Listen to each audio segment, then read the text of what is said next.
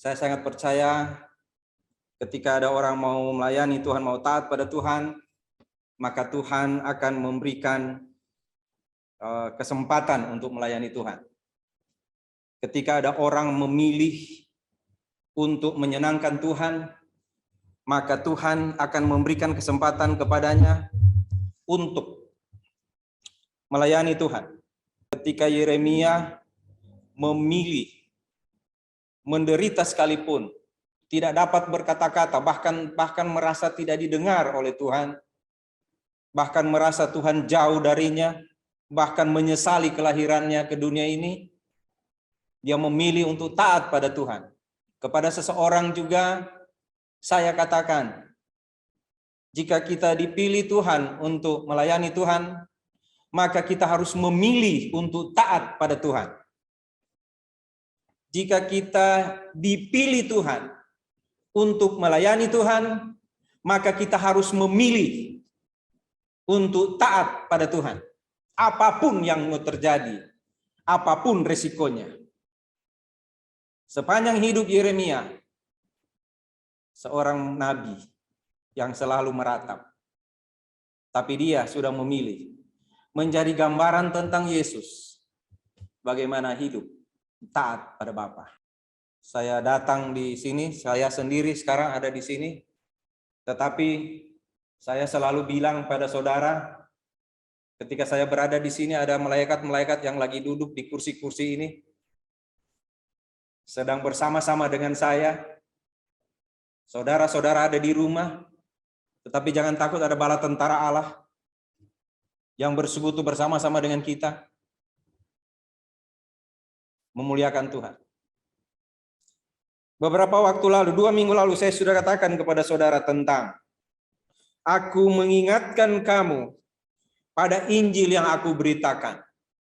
Aku mengingatkan kamu jemaat Korintus, bagaimana aku memberitakan Injil dan kamu sekarang sudah teguh berdiri. Kamu teguh berdiri. Berdiri di dalam Injil yang telah kamu percaya. Kamu teguh berdiri ketika ada banyak masalah dalam kehidupan dalam jemaat. Saya sudah katakan beberapa waktu lalu, bagaimana jemaat Korintus mengalami masalah yang pelik, yang sulit, masalah dari luar dan masalah dari dalam, bahkan dari pribadi masing-masing jemaat. Mereka mengalami masalah, tetapi mereka teguh berdiri. Dan di akhir khotbah minggu kemarin itu, 2 minggu lalu, saya mengajak kita membaca di 1 Korintus 15 ayat 58. Yang kita selalu rindukan pernyataan ini. Berdirilah teguh, jangan goyah, giatlah selalu dalam pekerjaan Tuhan, sebab kamu tahu bahwa dalam persekutuan dengan Tuhan, jeripayamu tidak sia-sia. Saudara yang kekasih dalam Tuhan Yesus, sekarang kita ada di ayat 2. 1 Korintus 15 ayat 2. Oleh Injil itu kamu diselamatkan, asal kamu teguh berpegang. Asal kamu teguh berpegang padanya, seperti yang telah kuberitakan kepadamu, kecuali kalau kamu telah sia-sia saja menjadi percaya. Saudara yang kekasih dalam Tuhan Yesus, saya baca di dalam Alkitab bahasa Indonesia sehari-hari, gini bunyinya. Kalau kalian berpegang teguh pada apa yang saya beritakan itu, maka kabar baik itu menyelamatkan kalian, kecuali kalau saudara percaya tanpa pengertian. Kamu tidak akan diselamatkan. Kamu menjadi sia-sia percayamu kalau kamu percaya tanpa pengertian. Kalau kamu telah sia-sia menjadi percaya. Nggak bisa menjadi orang percaya tanpa mengerti.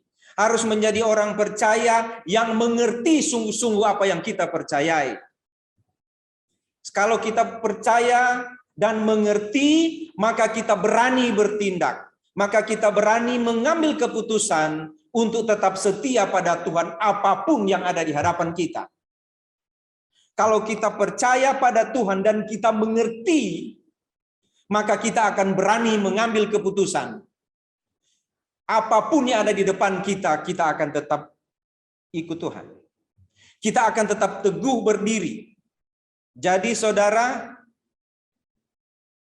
percaya Tuhan dan mengerti. Mengerti karena aku beritakan padamu tidak dengan hikmat yang tinggi. Itu yang disampaikan di dalam 1 Korintus. Paulus mengatakan kepada jemaat di Korintus,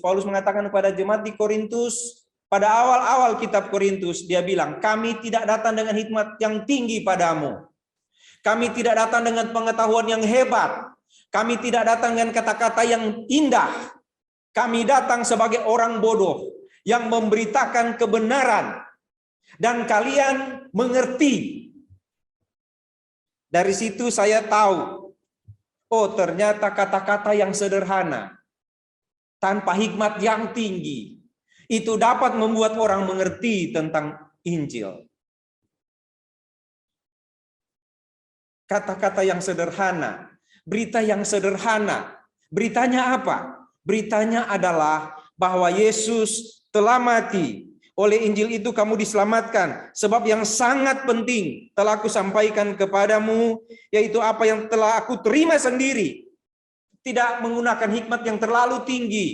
Tidak terlalu menggunakan kata-kata yang tinggi. Karena aku menerima sendiri dengan kata-kata sederhana.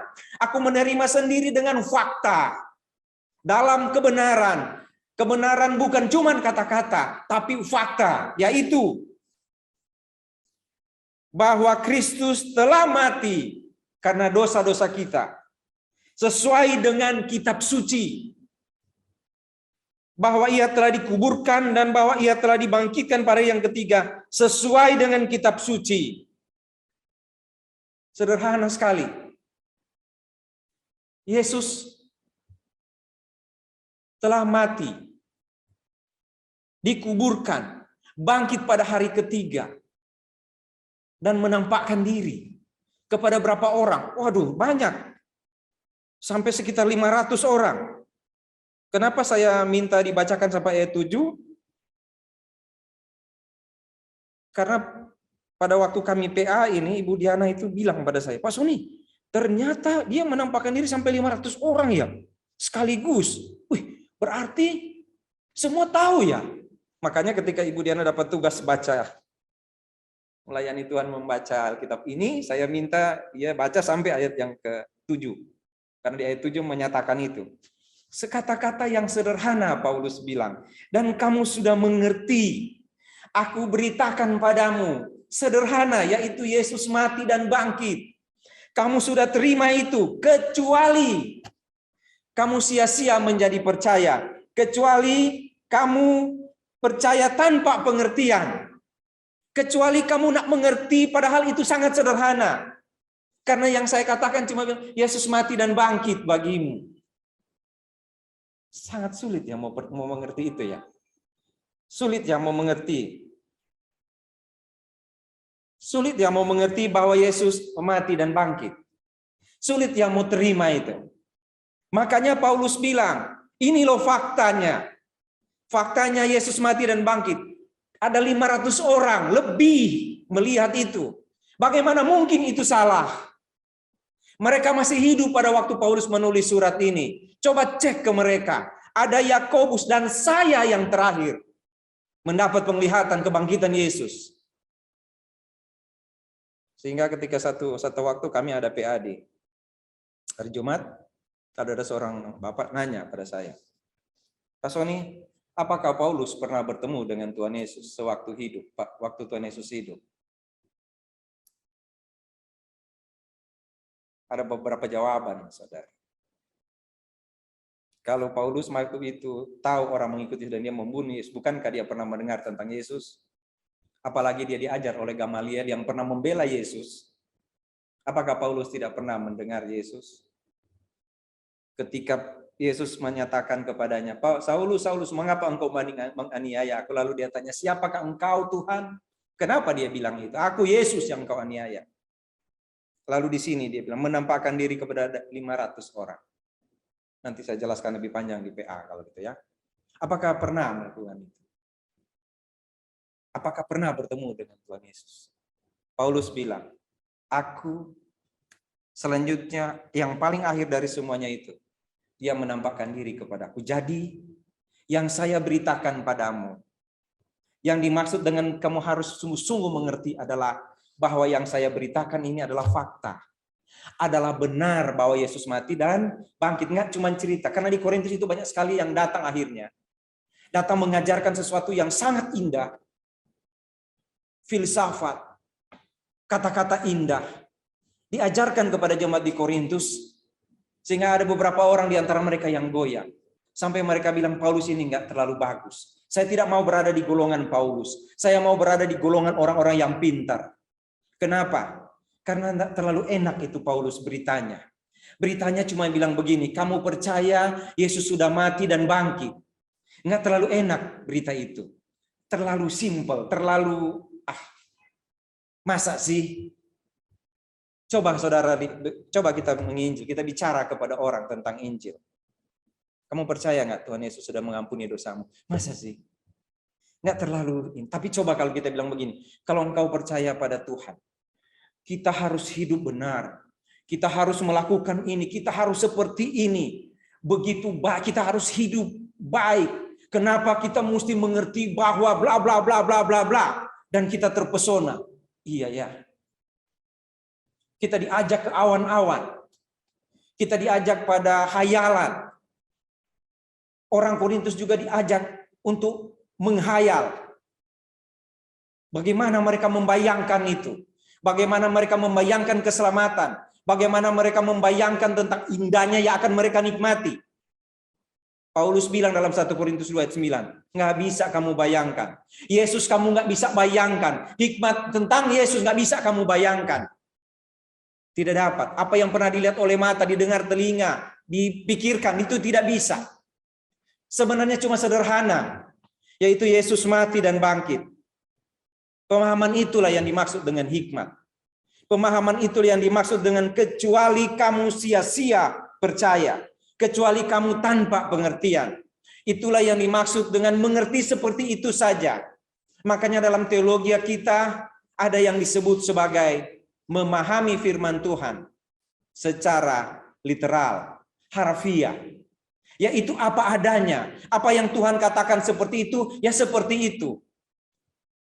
Sederhana ketika dia bilang kamu pasti selamat, percaya seperti itu. Kamu harus melakukan ini, ya sudah seperti itu.